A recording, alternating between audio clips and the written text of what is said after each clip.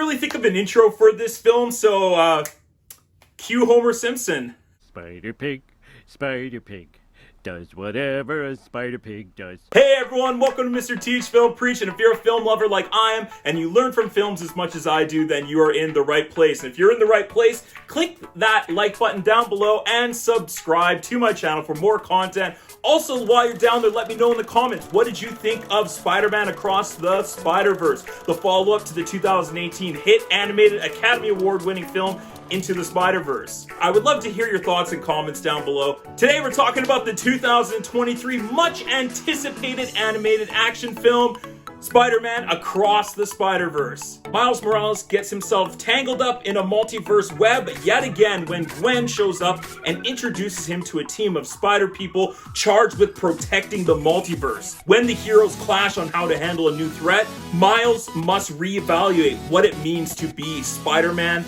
and a hero. Everyone keeps telling me how my story is supposed to go. Nah, I'm gonna do my own thing. Going into this film, I was a bit nervous.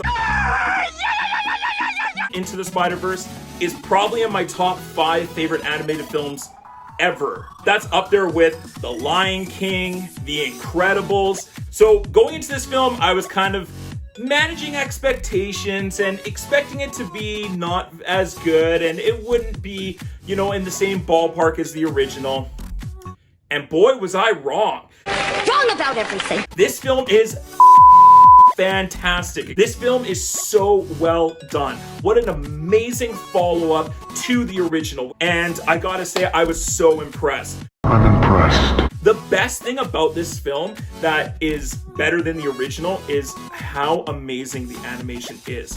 There are so many different multiverse worlds, and you get different animated styles for every single Earth. I love it because Miles' universe has kind of got that psychedelic, squiggly, sort of spray paint look to his world that we've come to love from the first film, where Gwen Stacy, her world is very much like water paints and watercolors used to animate her world. So I gotta say, for an animation style, this movie takes the cake. I think this is going to be the Oscar winner right here just because of how it's animated. Then you add on the great character study, the way that they dive into Miles and Gwen, why they are the way they are.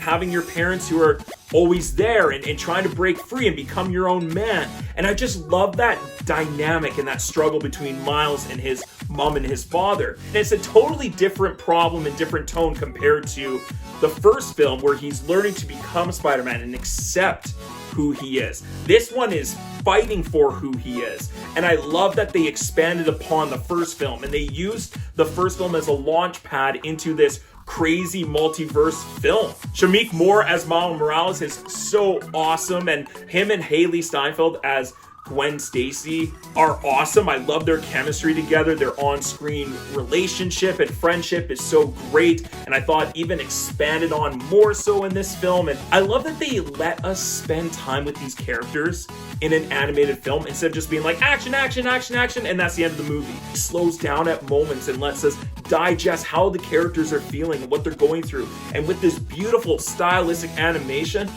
oh, it just pops. What can I say? It's just gorgeous to look at. Of course, Jake Johnson is back from the original, but then they added some great character actors like Oscar Isaac as Miguel O'Hara. Oh, I thought he was phenomenal. You could tell, like, that performance is so impactful and powerful, and I can't imagine what Oscar Isaac looked in the recording booth when he was recording some of those Miguel O'Hara lines, because he has a lot of, like, passion and anger with his character. And You have no idea what you're doing! just like the first film, this is a very stylistic film while having lots of emotional impact and depth to the characters, so it's not just a surface level animated film. Thank God. And these creators are doing such a bang up job. It's very impressive. That's amazing. And if you're a Spider-Man person and you love comic books, this is the film for you. It is a comic book come to life.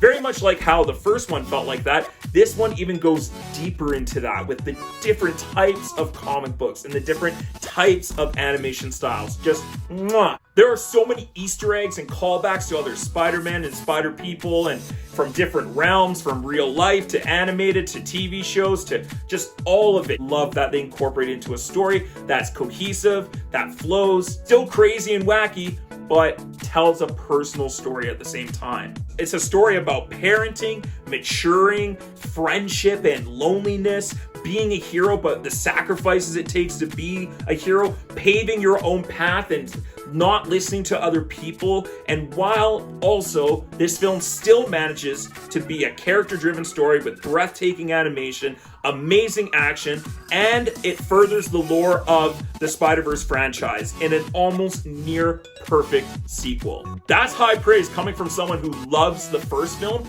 and I even teach Into the Spider-Verse in my film classes, and this was a great addition. Now, I have to say, while I really enjoyed this film and I had lots of fun and it was really awesome, I saw it twice in theaters. Nerd alert! I don't think I quite love it like I did with the first one. I know that there's some people out there who are gonna come after me because this movie's getting so highly rated, and I do agree, like, this film is worth a high rating. Oh, sure, bud. But I don't think it's a perfect film. Maybe because when the first film came out, I was so surprised at how amazing it was because I was really sick of Spider-Man at that point. After seeing this film now twice, I think I like the story of the first film just slightly a bit more. I think the film is a little bit more well thought out. The dialogue is a lot better in the first film. It doesn't quite reach the emotional heights of the first film. I think I respect it and I admire it and I'm inspired by this film more than I just purely love it. I love it! If that makes any sense. Now, this movie also is a second film in a trilogy. It's a part one, and part two comes out next year. You don't get a full, complete story with this film. If you expect that going in, I don't think you'll be very disappointed. Kind of like Dune when that came out a couple years ago. If you knew it going in that there was a part two coming, you probably love the film. Just keep that in mind for your expectations. I'm also a little bit multiverse fatigued, to be honest. There's been so many films about multiverses over the last 3-4 years. But besides that, this is a wonderful film. I highly recommend you check this out. Any age across the board can go and enjoy this film, and it does so in a oh so beautiful way. It's beautiful, man! So I'm gonna go ahead and give Spider-Man Across the Spider-Verse an A.